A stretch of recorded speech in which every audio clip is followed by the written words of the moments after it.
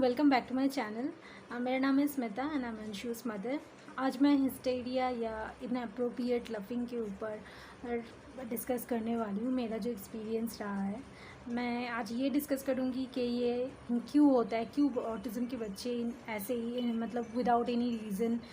या कुछ रीज़न होगा इसकी वजह से जो हमको पता नहीं है, इसकी वजह से हंसते रहते हैं और वो अनकंट्रोलेबल होता है। जैसे देख के लगता है कि बच्चा मतलब it seems like they are drunk और समथिंग लाइक दैट, कि उनका कोई कंट्रोल नहीं है खुद के इमोशंस के ऊपर, वो सिर्फ हंसते ही जा रहे हैं, हंसते ही जा रहे हैं। मतलब ऐसे लगता है कभी कभी कि मतलब वो हंसते हंसते उनको चोक हो जाएगा, ऐसे ही भी मतलब देख के लगता है उनको।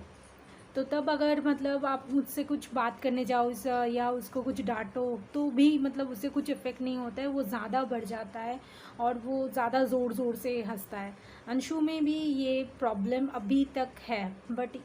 ये है कि पहले बहुत ज़्यादा था, अभी बहुत कम हो गया है। मतलब रेयरली वो ऐसा मुझे सीन देखने को मिलता है कि इनअप्रोप्रिएट लविंग। तो इनअप्रोप्रिएट जो लविंग है ये ऑटिज़म का एक बहुत बड़ा साइन है, रेड फ्लैग है। अगर कोई बच्चा ऐसे ही इनअप्रोप्रिएट मतलब विदाउट एनी रीज़न, मतलब हमको कुछ ऐसे वैलिड रीज़न नहीं पता, फिर भी वो हंस रहा है, कुछ हंसी की चीज़ नहीं है फिर भी वो हंस रहा है, तो ये बहुत बड़ा एक रीज़न हो सकता है कि बच्चे को ऑटिज़म है, इसलिए वो हंसता है। अंशु के मैं बारे में अगर मेरा एक्सपीरियंस बताओ, शेयर करूँ आप लोगों के साथ, तो अंशु जब बहुत छोटा था, मतलब वो जस्ट एक साल का ही था, तब हम लोग हमारे होम टाउन में गए थे। एंड तब वो एकदम से एक हमारे घर में एक मतलब छोटी सी लड़की थी और वो ना ऐसे झाड़ू लगा रही थी, और उससे झाड़ू से वो आवाज़ आ रही थी, वो पत्ते को, सूखे जो पत्ते होते हैं वो झाड़ू लगा रही थी, उसको आंगन को साफ कर रही थी। उसको देख के अंशु को पता नहीं क्या लगा, क्या उसके साउंड से या क्या से कैसे क्या हुआ, मतलब he started laughing loudly and मतलब विदाउट एनी रीज़न हंसता ही रहा है। बट तब ये था कि अंशु बहुत छोटा था, तो लग रहा था कि हाँ बच्चा हंस रहा है, बहुत क्यूट लग रहा है, मतलब उसको कुछ तो लगा होगा या अपने आप में कुछ सोच रहा होगा तो हंस रहा है। हम लोग ऐसी हंसी हंसी में वो बात टाल दिए, तो हमको वो ध्यान ही नहीं, मतलब पता ही नहीं था कि ऐसा भी कुछ हो सकता है। बट हम अभी वो मतलब फिगर आउट कर सकते हैं कि हाँ वो एक ऑटिज़म का साइन था, कि वो हंसी मतलब वो that is not a normal laugh और स्माइल, तो वो एक रेड फ्लैग वो दे रहा था तब। हाँ, तो तभी वो इतना मतलब हंस रहा था, हमको पता नहीं था। तो आगे चल के जब हमको ये सब चीज़ें पता हुआ, जब अंशु का डायग्नोसिस हुआ, मतलब बहुत दिन के बाद 5 years में, तब हमको डॉक्टर ने पूछा कि अंशु को हिस्टेरिया है कि नहीं। But that time we are not aware about this term hysteria, तो हमको पता ही नहीं था कि हिस्टेरिया बोल के भी कुछ चीज़ होता है, तो मतलब बच्चे ऐसे भी हो सकते हैं। मतलब फिर उन्होंने एक्सप्लेन किया हमको कि हाँ hysteria is like uncontrollable emotions, like बच्चा मतलब उसके हंसी पे, उसके इमोशंस पे कोई कंट्रोल नहीं है, तो उसको हिस्टेरिया बोलते हैं। तो आ, हमने तब बोला हाँ ये अंशु में है प्रॉब्लम, कि वो कभी कभी ऐसे मतलब अनकंट्रोलेबली हंसता है, और इतना हंसता है कि हमको लगता है कि वो चोक हो जाएगा। तब उसको और डांट के या कुछ से कुछ बातें करके, उसको म्यूज़िक सुना के भी हम लोग उसको चुप नहीं करवा पाते, मतलब पाते थे तब, क्योंकि हमको वो एक्चुअल वे नहीं पता था कि इसके ऊपर कैसे काम करना है, कैसे हम उसको शांत कर सकते हैं, उसको कैसे हेल्प कर सकते हैं उस इमोशनल स्टेट में। तो आज मैं वही डिस्कस करूँगी इस वीडियो में।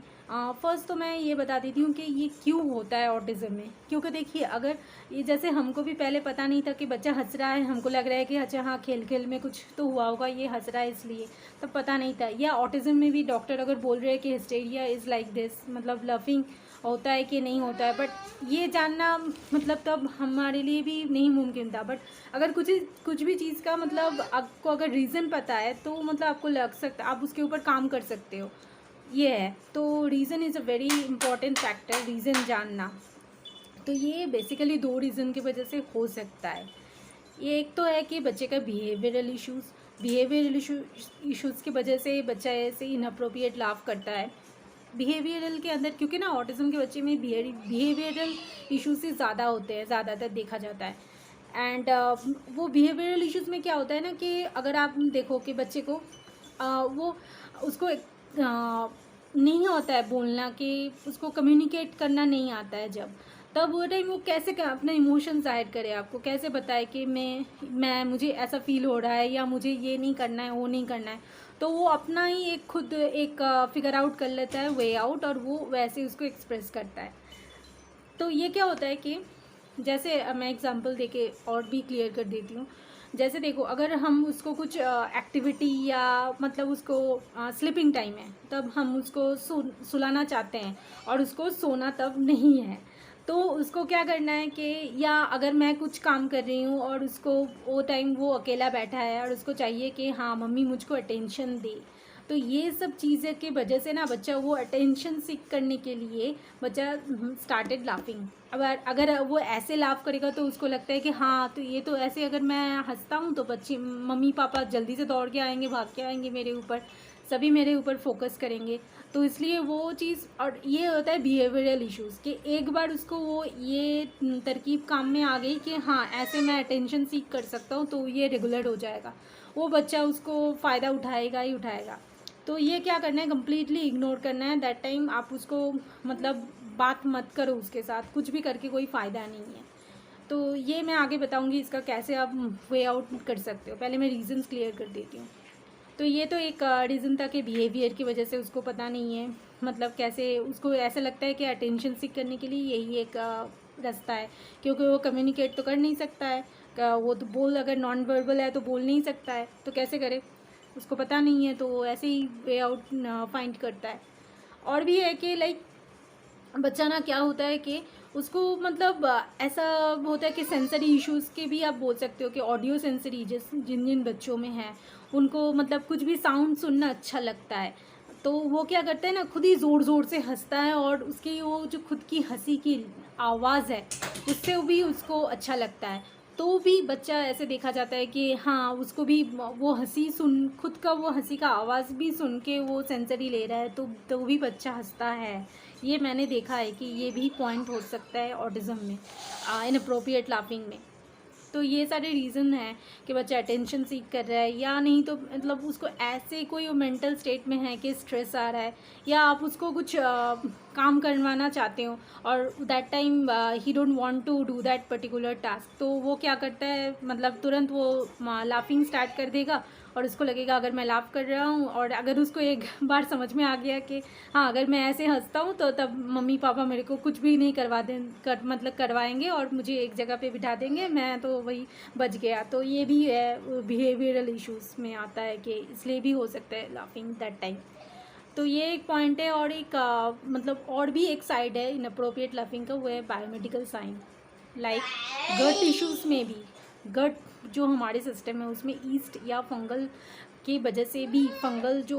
हो सकता है, ईस्ट का फैक्टर अगर ज़्यादा हो जाए तो भी बच्चों में देखा जाता है कि बच्चा ऐसे हंसता है। उनको कैसे लगता है पता है कि गैस में, अगर पेट में अगर गैस है,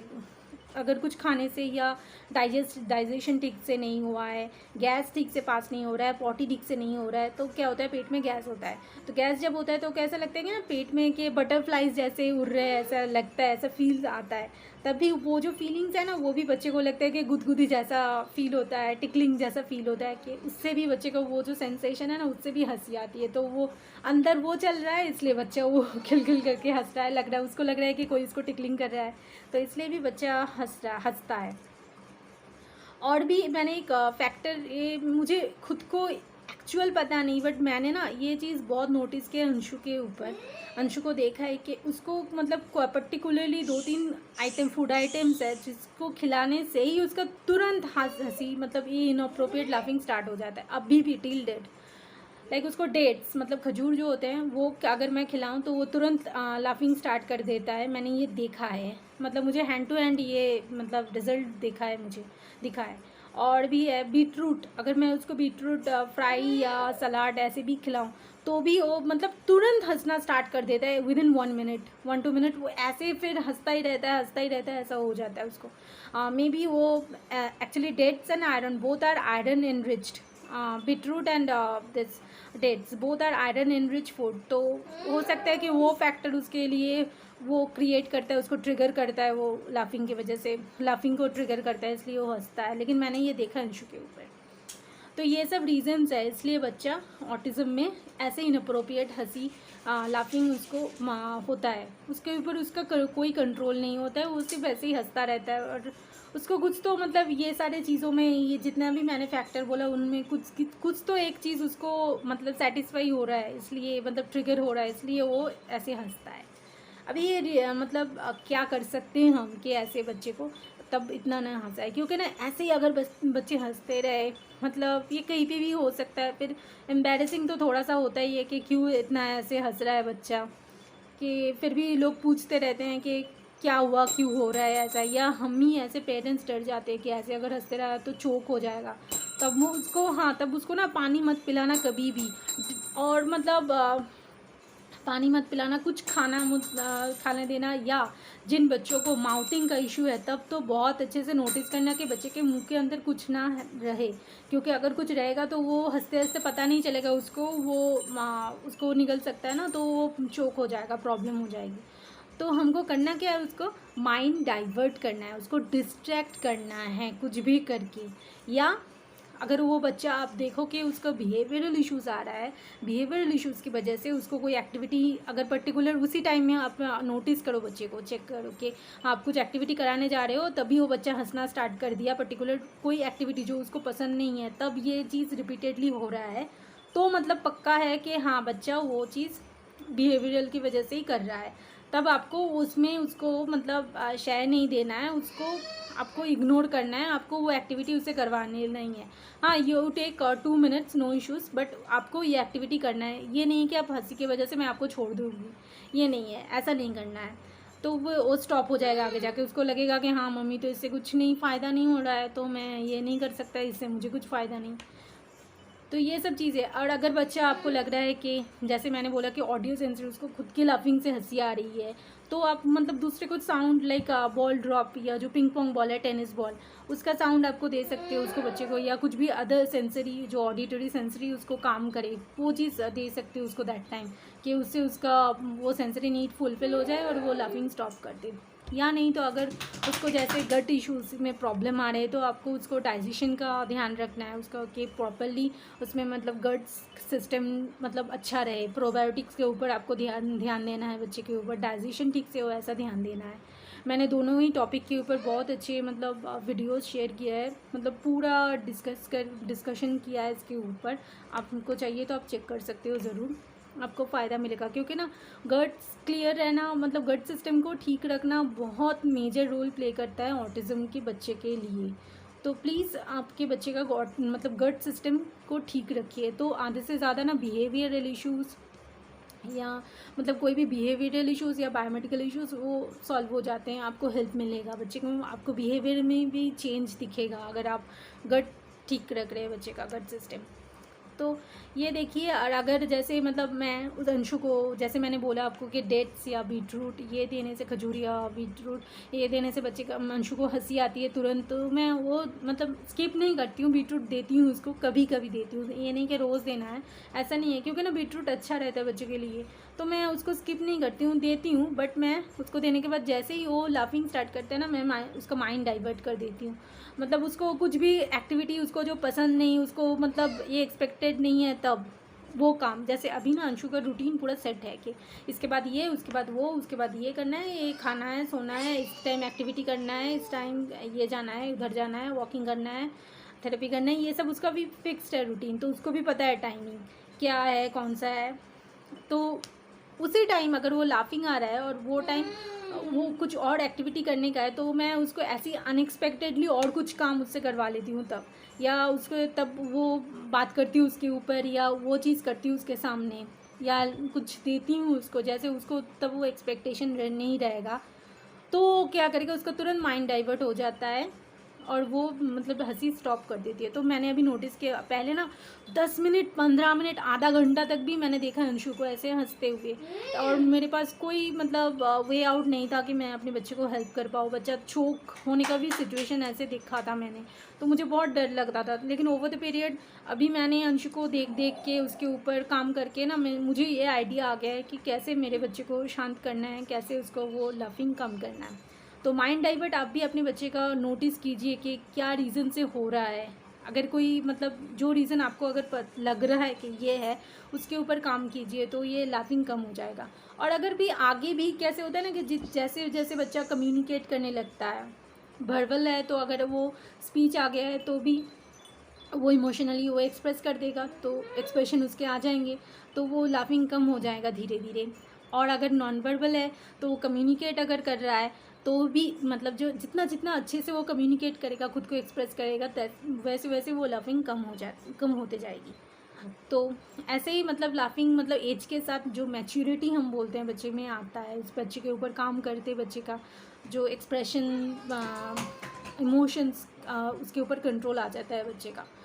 तो तब वो आगे जाके बहुत कम हो जाता है और आगे जाके वो बंद भी हो जाएगा शायद, मुझे ऐसा लगता है, क्योंकि मैंने देखा है अंशु में बहुत कम हो गया अभी। और वो माइंड डाइवर्ट वाला फैक्टर बहुत अच्छे से काम पे आता है। तो ये सब चीज़ें आप भी घर पे ट्राई कीजिए। आई होप कि